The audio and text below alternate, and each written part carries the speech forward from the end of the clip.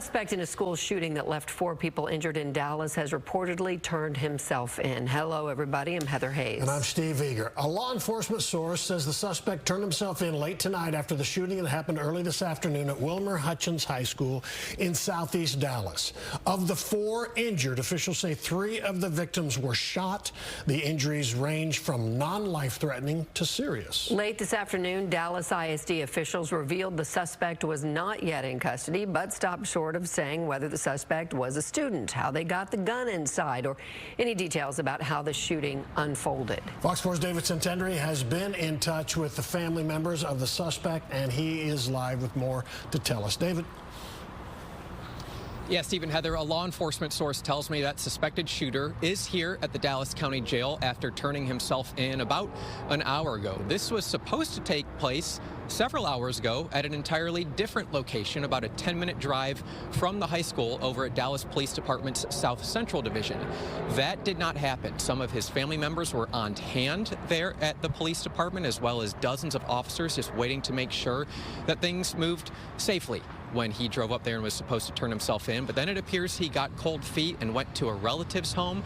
Family members were communicating to us that they were going to meet him and trying to convince him to just do the right thing and turn himself in, be safe.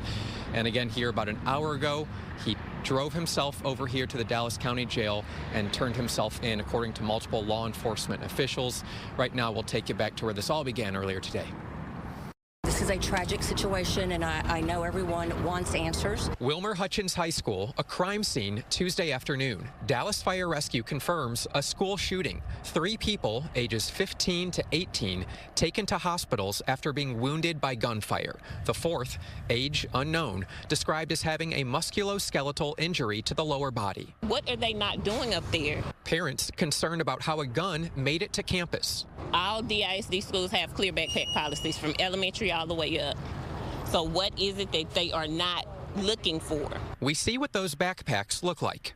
Yeah, they usually check the backpacks. Dallas ISD police and the superintendent, while addressing reporters Tuesday afternoon, steered blame away from its security systems. So we do know that the gun did not come through during regular intake time, so it was not a failure of our staff, of our protocols, or of the machinery that we have. So it did not come in through regular intake. Can you expand on that? I cannot. We're not going to expand. We do appreciate your time. Thank you so much. We were only able to take 2 questions.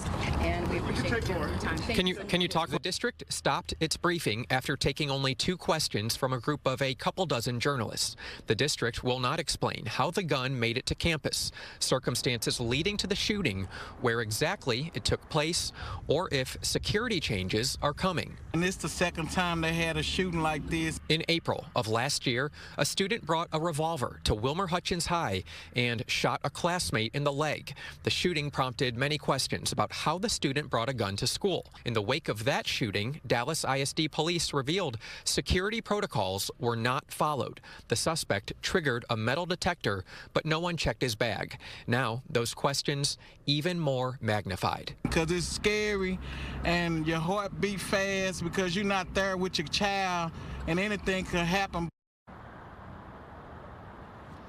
So family members of that suspected shooter have provided us with his name and age, but we're not going to release that until some officials here within Dallas County release it, or Dallas ISD's police department. They are the lead on this investigation. Obviously, a whole lot of questions we still are trying to get answered regarding to what led to this shooting, more on the suspected shooter and those victims involved.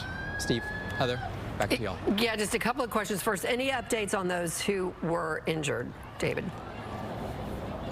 Yeah, still no updates on those who were injured. We didn't get any updates from Dallas ISD police earlier when the assistant chief spoke, or the school district when the superintendent spoke. Yeah, but I will say that City Council member and Mayor Pro Tem Tanel Atkins told us he expects them to survive. That's what he told one of our colleagues or coworkers earlier today. But to what extent they are injured, we don't know right now. Well, and were family members able, I know you're no name, that sort of thing, but were family members able to, I don't know, share any insight or what was going on with this suspect, or anything at all with the emotion of all this? Yeah, so it's another good question. So family members say that this child transferred sometime recently, within the past possibly year, maybe a couple years. They were saying he transferred to this school and that there was maybe some drama at a different school, thought he was getting into a better situation. They believe he may have been a victim of bullying. That's just what the family was telling us, but you know, we have to wait and see what law enforcement tells us, any information that comes out confirmed in a police affidavit or anything like that. So probably too early to speculate. Right.